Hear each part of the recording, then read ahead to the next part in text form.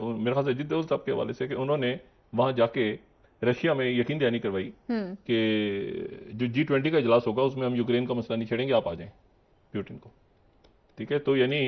America बहादुर जो है वो इंडिया के ऊपर भी नजर रखे हुए, जैसे इसराइल पे नजर रखी हुई थी ना, चंद रोज पहले इसराइल जी। का आ गया था। हमारे हमसाए में इंडिया है, वो सर अपनी तमाम, बल्कि आपको पता है इमरान खान भी इसके पर अपने जलसों में कितनी बात कहते रहे कि आप देखें उनकी पॉलिसीज देखें, मोदी की पॉलिसीज देखें, वो तो इस तरफ भी फायदा उठा रहे हैं, उस तरफ भी फायदा उठा रहे हैं। इंडिया जो है उसका जिस तरफ चाहते हैं वो करते हैं। और अभी देखें, वो रशिया से चीप ऑयल लेकर अब यूरोप में जो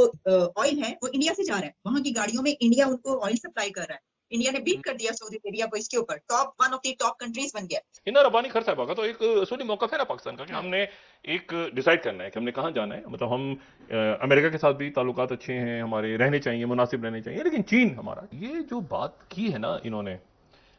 राजनाथ जी, हम तो बड़ी इज्जत से नाम लेते हैं, जाहिर उनके, इन्होंने बात की और जो जयशंकर ने बात की है, जयशंकर जी ने कि हाथ नहीं, हैंडशेक नहीं किया, और ये नहीं कि इसने कुछ सिचुएशन को बड़ा ये नहीं कहता ना रिविजिट करें कि क्या हुआ है। यानी इसका मतलब ये हुआ है कि 18वां जो डायलॉग है, अच्छा चाइना से ये बात आ रही है पूरी दुनिया में, हम डिस्कस करते हैं कई जगहों पे बात, इंडिया से भी बहुत से लोग मिलते हैं जो पाकिस्तान से बाहर, तो वो बात करते हैं। ये एक इतना बड़ा इशू है कि देखिए पाकिस्तान में ये इशू छड़ा ना अभी बाजवा साहब के हवाले से, स्ट्रेट पाकिस्तान की हुकूमत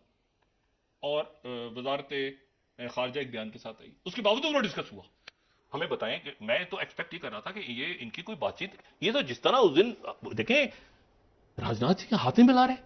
और वो वहां पर डोमिनिकन रिपब्लिक में खड़े होकर जयशंकर जी जो है पाकिस्तान को गालियां दे रहे और चाइना को,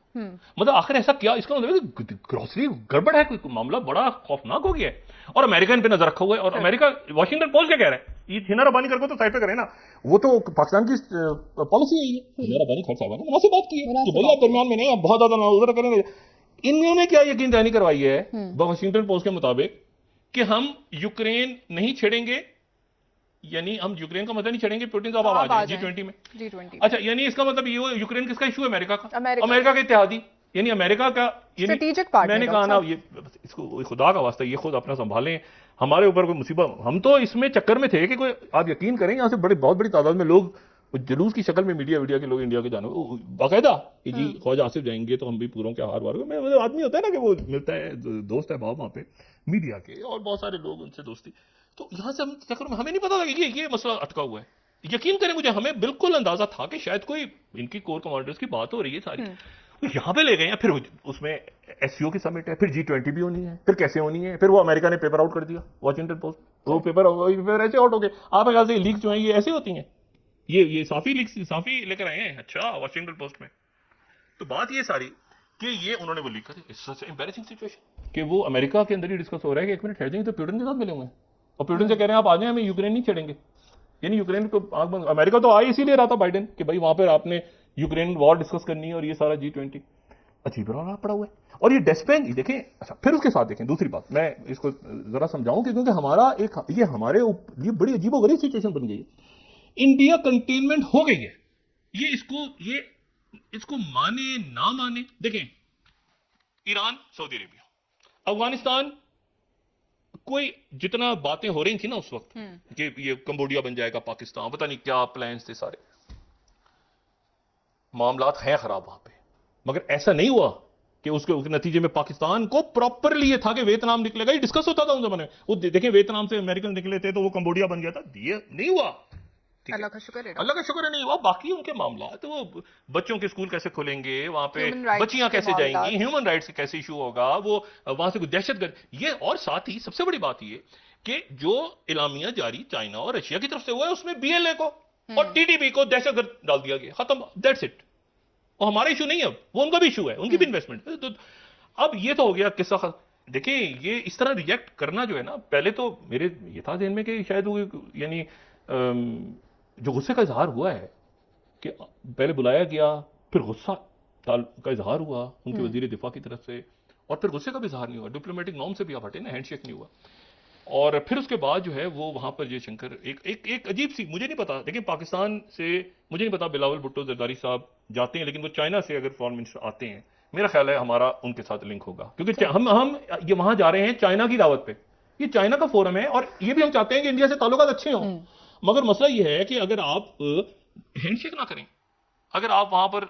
इस तरह की लैंग्वेज इस्तेमाल करें जो आपने इस्तेमाल की है बिलावल भुट्टो जरदारी के बारे में इंडिया में, तो ये फिर उसके आप क्या एक्सपेक्ट कर रहे हैं? मैंने कहा ना कि अच्छा हुआ कि नहीं गए ख्वाजा आसिफ, मतलब सारी सियासत मुल्क की एक तरफ है, लेकिन जब फॉरेन पॉलिसी का इशू आता है तो चाहे वो बिलावल भुट्टो हो, चाहे हिना रब्बानी खान हो, चाहे वो शाह महमूद, तो फिर आपकी रियासत की पॉलिसी होती है। पॉलिसी है। अब ये तो बड़ी अजीब सी बात है ना। देखिए जो बाजवा साहब का इशू था, बाजवा साहब के ऊपर जो इतराज चल रहा है और बात हो रही है, वो ये है कि बाजवा साहब, अब दो बातें हैं उसमें दो, क्योंकि इसके ऊपर मेरे भी हम भी तो कहीं बाजवा साहब से कहीं हमारा भी तो टाकरा हुआ है ना कहीं। दो बातें, ये बात 2019 की। अच्छा अब 2019 में चले जाए ना तो और आप अपने अंदर सोचेंगे बाजवा साहब की जगह आप सोचना बैठ गए, तो इससे तो आपका रिजॉल्व नहीं हुआ। ये जो मेरी जिन मामला पे बहस हुई उनसे मेरी बहस भी हुई ना, तो मुझे तो इसमें हुई कि उन्होंने कहा इधर से मसला, तो वो सिचुएशन ये है कि उधर से अभी कुछ नहीं पता, जो मैं कहता ये टॉक्स फेल हो जाएंगी। एनीवे, अब इशू ये है कि वो उस सिनेरियो में चले जाएं तो उनके शायद दिन में हो कि अच्छा इधर से ये पता नहीं क्या होता है, हालात क्या होते हैं, तो इधर से, लेकिन वो इशू ये है सारा कि पाकिस्तान तो निकल गया है। अब ये मैन मेड क्राइसिस है आपके, पाकिस्तान निकल गया इश्यूज से, यानी अफगानिस्तान के अंदर जो है वो अब ये बीएलए वीएलए टीटीपी सीटीपी इसको पाकिस्तान सफाया करेगा या इंडिया, सॉरी ये अपना करेगा, चाइना करेगा या रशिया करेगा या ईरान करेगा, जो भी करेगा वो ठीक है। आज उनके बाकायदा रशिया के जो सफारतखान है उन्होंने रियाद में शुक्रिया अदा किया है सऊदी अरेबिया का। चाइना और इंडिया दोनों इस मामले में एक ही पॉलिसी रख रहे हैं, उसी का हिस्सा हमें होना चाहिए। So I don't agree with हर एडवाइस कि हम अमेरिका को बिल्कुल छोड़ के और चाइना के साथ ही सिर्फ अपना फ्यूचर जो है वो बांध लें। भाई चाइना हमारी इंटरेस्ट में कौन सी चीजें जो है वो सेक्रीफाइस कर देता है। जैसे मैंने कहा है कि उनके बड़े अच्छे ताल्लुकात इजराइल के साथ भी हैं, अरबों के साथ भी हैं, तो हम इजराइल के साथ अभी तक एक कॉन्फ्रंटेशनल मोड में हैं। तो हर मुल्क अपने इंटरेस्ट को देखता है। मेरे ख्याल से मैं आपसे एग्री करता हूं कि अगर इंडिया कर सकता है और चाइना कर सकता है, व्हाई कांट पाकिस्तान।